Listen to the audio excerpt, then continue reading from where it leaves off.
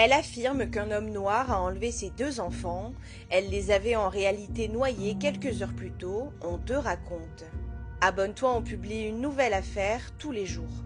Le 25 octobre 1994, Suzanne Lee Smith, 23 ans, toque à la porte d'une maison en Caroline du Sud.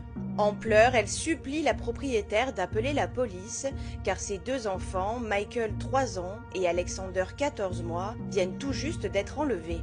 Elle affirme qu'elle était arrêtée à une intersection attendant que le feu passe au vert et un homme noir a volé sa voiture et ses deux enfants étaient à l'intérieur au moment du vol. Pendant 9 jours, elle passe à la télévision nationale, suppliant l'homme de lui rendre ses deux fils.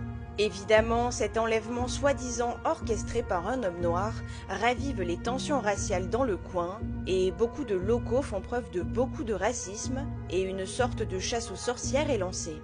Mais les enquêteurs ont du mal à croire à la version de Suzanne. Effectivement, ils sont persuadés qu'elle est la seule responsable de la disparition de ses deux enfants. Et ils ont raison. Le 3 novembre 1994, Suzanne Smith avoue l'impensable, elle a tout inventé. En réalité, elle a conduit jusque vers le lac John D. Long, elle est sortie et a laissé sa voiture rouler jusque dans l'eau, noyant ses deux fils, encore piégés à l'intérieur du véhicule. Elle aurait fait ça pour pouvoir entretenir une relation amoureuse avec un homme riche, mais elle dit ne pas avoir planifié les meurtres et ne sait pas vraiment comment elle en est arrivée là. Suzanne n'a pas su expliquer son mensonge non plus, ni pourquoi elle a accusé un homme noir en particulier. Et puis, lors de son procès, on apprend que Suzanne souffre d'un trouble de la personnalité et de dépression.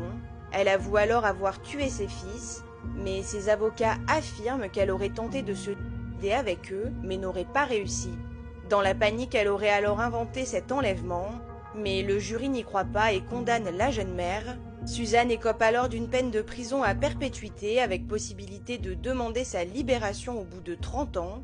Alors, en novembre dernier, c'est ce qu'elle a fait, mais sa demande a été refusée. Suzanne Smith est toujours incarcérée.